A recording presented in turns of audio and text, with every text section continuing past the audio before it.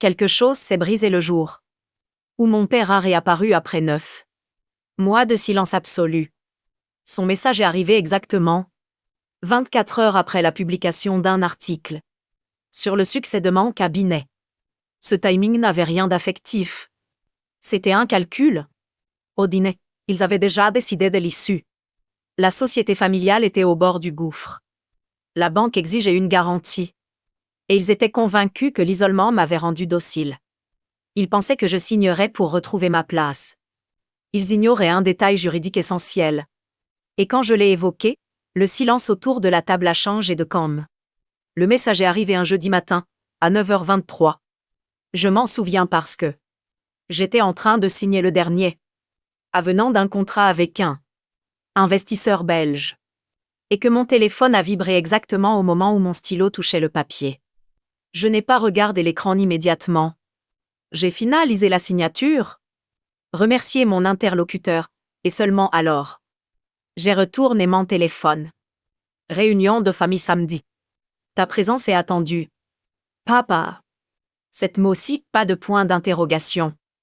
Pas de si tu peux. Une convocation. Je suis resté immobile quelques secondes, le téléphone dans la main, à observer cette phrase comme on observe un objet qu'on ne reconnaît pas tout de suite. Cela faisait 9 mois que personne dans ma famille ne m'avait adressé la parole. 9 mois de silence absolu, méthodique, coordonné. Et là, soudainement, cette phrase, brève et impérieuse, comme si rien ne s'était passé, comme si je n'avais pas existé. La veille. Un magazine économique régional avait publié un article sur mon cabinet de conseil. Le titre était sobre, à 34 ans. Elle restructure des entreprises que les banques avaient abandonnées. Il mentionnait le chiffre d'affaires. Il mentionnait les clients. Il mentionnait mon nom. Jena Weiss. Pas eu besoin de lire l'article en entier pour comprendre pourquoi mon téléphone venait de vibrer. Après 9 mois de silence. Pour comprendre ce qui s'est passé ce samedi-là, il faut remonter à environ 2 ans en arrière. Ma famille n'est pas une famille ordinaire au sens où on l'entend. C'est une structure.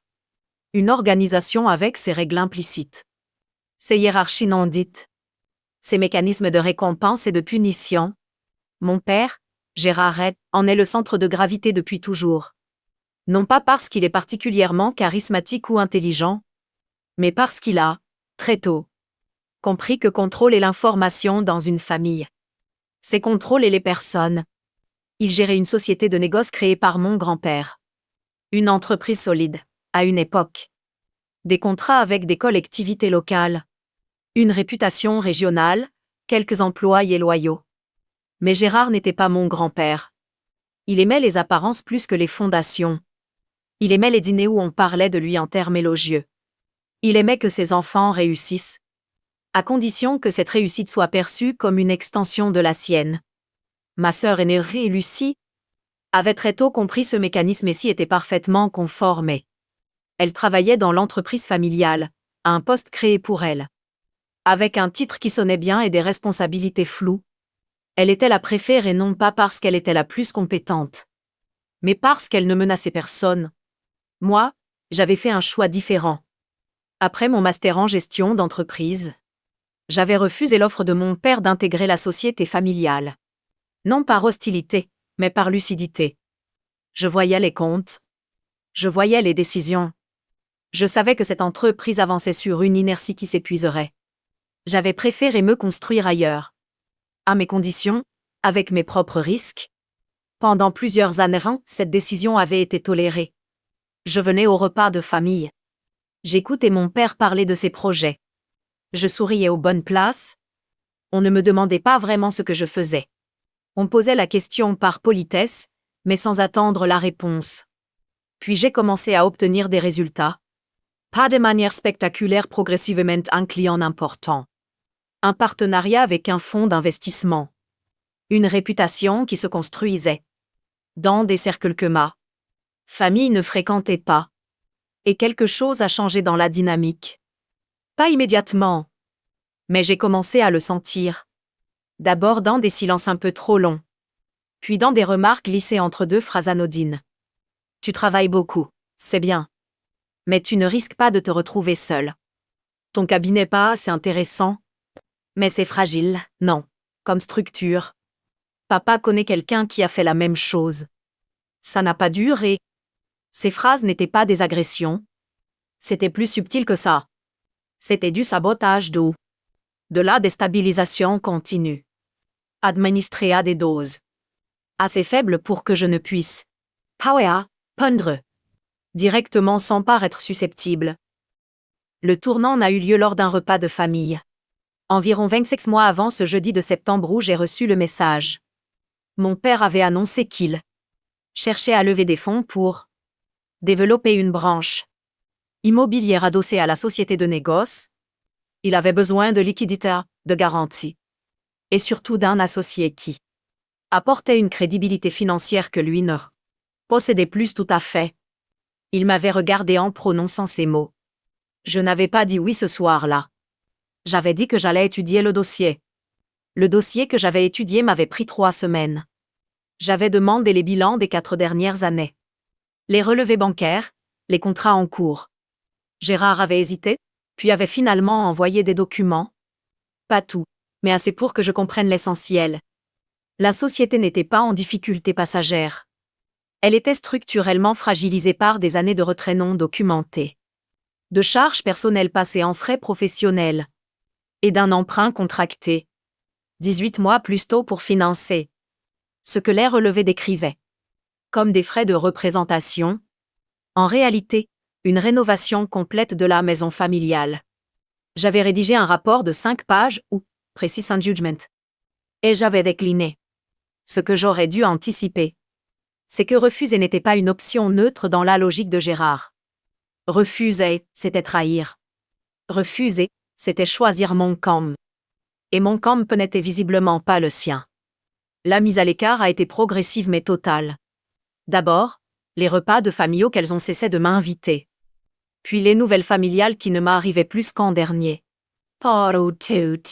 Puis le silence complet.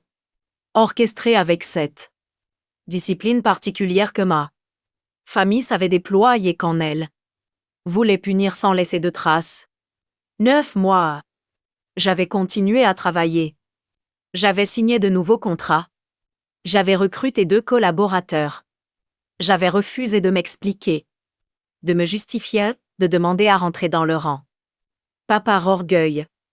Par principe de réalité, je savais ce que valait une réconciliation achetée par la soumission. Et puis ce message. Le samedi en question, j'ai pris ma voiture en début d'après-midi. La maison familiale était à 50 minutes de route. Une grande maison bourgeoise en périphérie d'une ville moyenne. Avec un jardin qui avait été entretenu quand l'argent circulait. Et qui montrait maintenant quelques signes d'abandon. Là et non taillé. L'allée avec ses petites touffes d'herbe entre les pavés. Des détails que la plupart des gens n'auraient pas remarqués. Moi, S.I. Je me suis garé derrière le véhicule de Lucie Rivans et pris le temps d'observer la façade quelques instants avant de sortir. À l'intérieur, la mise en scène était soignée. Table dressa, bouteille de vin ouverte, lumière tamisée.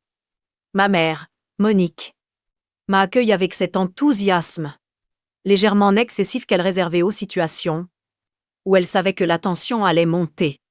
Lucie était assise sur le canapé, les mains autour d'un verre. Son mari, Thibaut, à côté d'elle. Avec cet air de quelqu'un qui préférerait être ailleurs mais qui ne peut pas le dire. Mon père est entré depuis la cuisine, torchon sur l'épaule. Comme s'il cuisinait le mime ce jour-là, ce qui ne lui ressemblait pas du tout. Tu es venu à combien? Pas d'accolade. Pas de comment tu vas. Une constatation. Nous nous sommes installés à table. Pendant les 20 premières minutes, la conversation a tourné autour de sujets sans relief. Le jardin, un voisin. Un événement local. J'ai répondu quand on me posait une question. J-Man. J'ai observé. C'est Gérard qui a mis fin au préambule. Il a posé son verre. S'est redressé dans sa chaise, et a dit. Avec ce ton particulier qu'il prenait quand il pensait contrôler une situation. J'ai lu l'article. Tu t'en sors bien. Je travaille. Oui, Lanka, il a marqué une pause. On a besoin de toi. La formule était habile. Pas j'ai besoin de toi. On sait dans la famille. Le groupe, comme si refuse et revenait à abandonner tout le monde. Et non pas à refuser une transaction précise. Je vous écoute. Il a exposé la situation. La branche immobilière n'avait jamais démarré. Les fonds propres de la société de négoce avaient continué à s'éroder. Un partenaire avait retiré ses billes. Et maintenant il y avait une échéance bancaire dans 6 semaines. Un refinancement nécessaire. Et pour crédibiliser ce refinancement auprès d'un nouvel établissement, il avait besoin d'un consigne présentant une surface financière solide. Il avait besoin de ma signature. Pas de mon argent. Pas de mon temps. Ma signature. Ma putation. Ma crédibilité construite sur 9 ans de travail. Marquisant garantie de sa dette. J'ai regardé mon père en face pendant qu'il parlait. J'ai regardé ma sœur, qui regardait son assiette. J'ai regardé ma mère, qui regardait mon père. Avec cette attente silencieuse d'une femme qui a depuis longtemps délégué ses décisions. Puis j'ai regardé à nouveau Gérard. Et j'ai compris quelque chose que je n'avais peut-être pas voulu voir jusque-là. Ce n'était pas de la malveillance calculée. C'était plus simple et plus triste que ça. C'était un homme qui n'avait jamais envisagé que le refus était une réponse possible venant de moi. Dans son schéma mental, après 9 mois de mise à l'écart, j'étais censée être suffisamment fragilisée, suffisamment désireuse de retrouver ma place, pour accepter n'importe quelle condition. Il ne me manipulait pas délibérément. Il fonctionnait simplement selon les règles d'un monde où j'aurais dû m'être pliée depuis longtemps. J'ai ouvert mon sac. J'ai posé sur la table, calmement, une chemise cartonnée. J'ai moi aussi quelque chose à vous montrer. Le silence qui a suivi avait une texture particulière. Ce n'était pas encore de la peur. C'était l'instant précis où les gens comprennent que la conversation ne va pas se dérouler comme prévu. J'ai fait glisser le premier document sur la nappe blanche. Il y a 3 semaines, j'ai mandaté un expert comptable indépendant pour analyser les comptes de la société. Voici ce qu'il a trouvé. Gérard n'a pas bougé. Ces documents ne sont pas confidentiels. Ils sont accessibles via le registre du commerce. Ce que j'ai ici, c'est une synthèse de ce que n'importe quel partenaire bancaire verra dans les 10 premières minutes d'instruction de votre dossier. J'ai laissé quelques secondes. Puis j'ai ajouté, très calmement. Mais ce n'est pas pour ça que je suis venu aujourd'hui. Et à ce moment précis, mon téléphone a vibré sur la table. Ou un message. D'un numéro que Gérard ne connaissait pas. Je n'ai pas regardé l'écran. Je savais déjà ce que c'était. Ce que je n'avais pas encore dit à ma famille. C'est que depuis 6 semaines, je n'étais pas restée passive.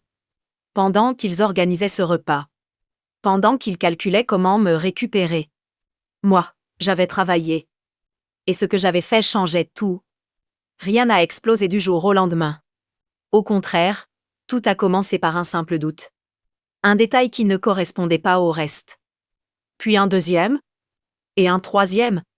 Les coïncidences devenaient trop fréquentes pour être ignorées. Pourtant, personne ne voulait tirer de conclusions hâtives. On a préféré observer. Analyse. Attendre un signe plus clair. Mais plus le temps passait, plus les incohérences s'accumulaient. Les explications semblaient préparées à l'avance. Les regards se détournaient au mauvais moment. L'ambiance changeait subtilement. La confiance ne s'est pas brisée d'un coup. Elle s'est fragmentée, morceau par morceau. Chaque conversation laissait un léger malaise. Chaque décision paraissait calculée.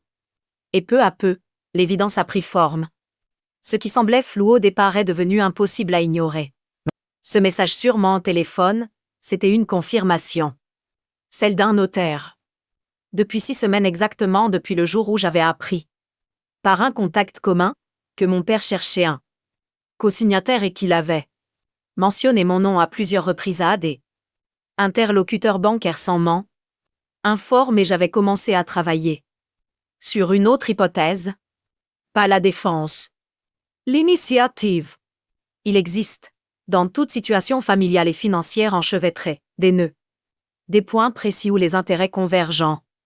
où les droits se croisent, où une décision prise au bon moment par la bonne personne peut redéfinir complètement l'équilibre. Il faut de la patience pour les trouver. Il faut surtout ne pas montrer qu'on cherche. J'avais cherché en silence. Ce que j'avais découvert, c'est que la maison familiale, celle dans laquelle nous étions assis ce samedi-là, n'appartenait pas entièrement à mon père.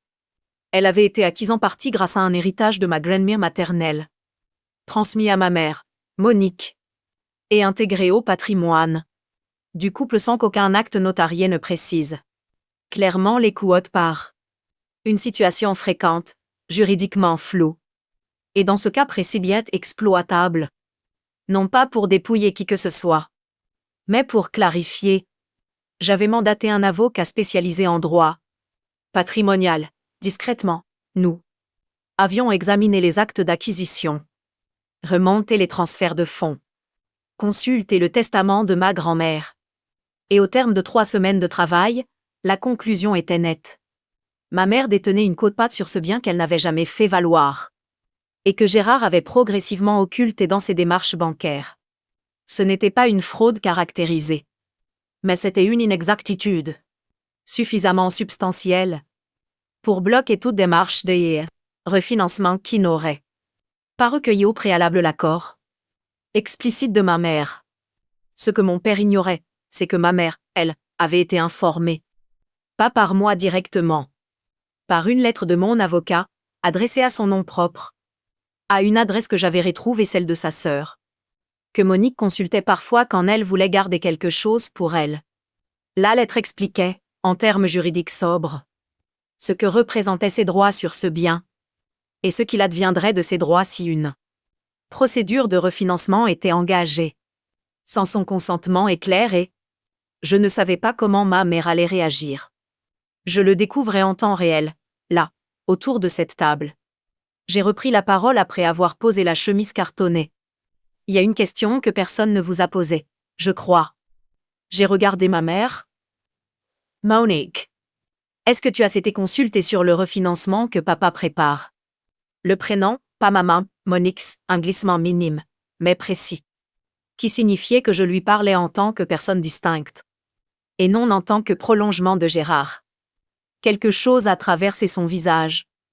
Une hésitation. Une fraction de seconde pendant laquelle elle a regardé son mari. Pousse la table puis ses mains. Nous en avons discuté, bien sûr. Avez-vous signé quoi que ce soit? Silence. Sais-tu que sans ta signature, aucun acte bancaire engageant ce bien n'a de valeur juridique? Gérard a posé son verre avec un peu trop de force. Qu'est-ce que c'est que cette mise en scène? Ce n'est pas une mise en scène. J'ai fait glisser vers Monique une copie du document préparé par mon avocat. C'est de l'information. Lucie a pris la parole pour la première fois depuis le début du repas. Tu débarques ici après 9 mois et tu nous fais un cours de droit? Je débarque ici parce que vous m'avez convoqué pour que je signe en garantie d'une dette que je n'ai pas contractée, pour sauver une situation que vous m'avez soigneusement cachée. J'ai dit ça sans élever la voix. Je préfère qu'on soit clair sur ce qui se passe réellement. Thibaut, le mari de Lucie, regardait le mur avec l'expression de quelqu'un qui regrette sincèrement d'être là. Gérard s'est tourné vers ma mère. Monique, dis-lui que c'est ridicule. Et là, quelque chose que je n'avais pas entièrement anticipé s'est produit. Monique n'a rien dit. Elle a continué à regarder le document. Ses mains l'ont tenu quelques secondes. Et elle a demandé, à voix basse, sans regarder son mari. Depuis quand tu savais, pour l'héritage de ma mère? La question ne m'était pas adressée. Elle était adressée à Gérard. Ce qui a suivi n'était plus vraiment une confrontation entre mon père et moi. C'était autre chose.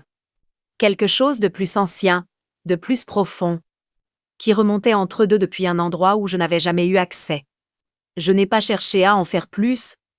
J'avais posé l'information sur la table. Ce qu'il en faisait ne m'appartenait pas. J'ai attendu que la conversation entre eux s'épuise naturellement. Puis j'ai repris. Je ne suis pas venu pour bloquer quoi que ce soit. C'était vrai.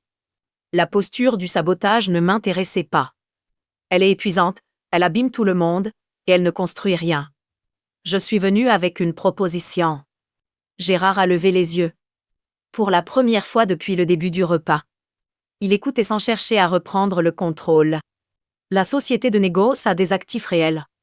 Des contrats, une clientèle ancienne. Un nom qui a encore une valeur dans certains réseaux.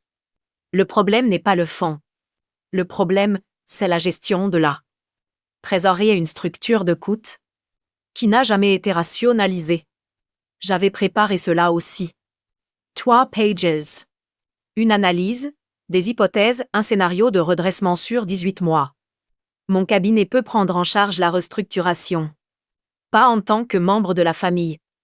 En tant que prestataire externe. Avec un contrat, des honoraires. Des objectifs mesurables. La banque avec laquelle vous négociez le refinancement connaît mon travail. J'ai vérifié. Silence. Si vous acceptez un audit complet et transparent. Et si vous acceptez de formaliser les droits, Monique sur le bien immobilier pour assainir la situation juridique. Alors je suis prête à accompagner le dossier. Et en échange de quoi? A demandé Lucie, avec cette méfiance un peu trop visible pour être crédible. D'honoraires. Comme n'importe quel client. Tu veux être payé pour aider ta propre famille. Je veux être rémunéré. Pour un travail professionnel que je rendrai à n'importe quel autre client dans les mêmes conditions.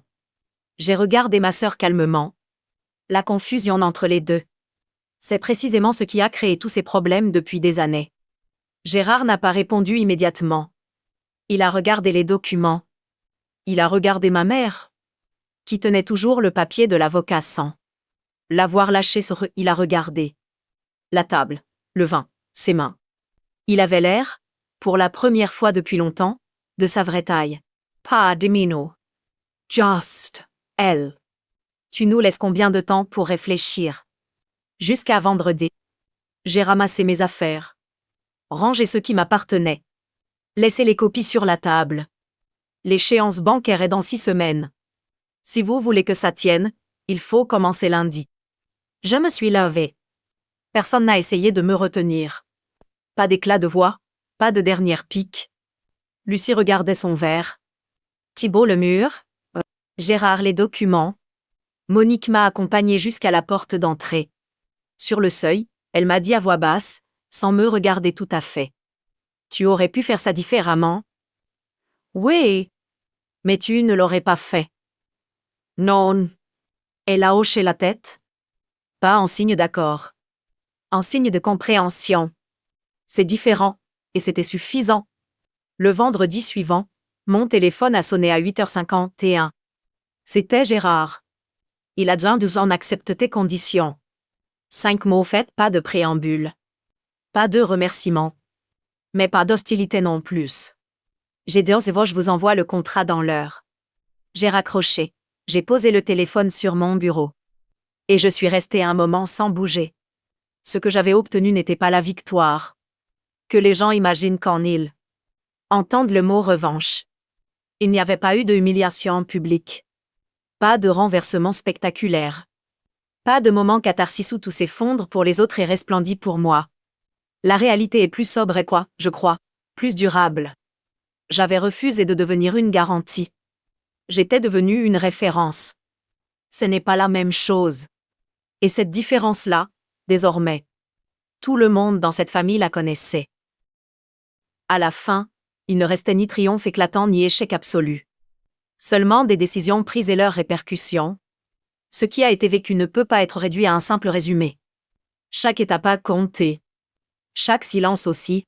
Tant que les émotions les plus vives se sont apaisées, elles ont laissé place à une compréhension plus lucide. Certaines attentes étaient irréalistes. Certaines réactions, inévitables. Et certaines conséquences, logiques. Il n'y a pas toujours une réponse parfaite. Parfois, il y a seulement une évolution.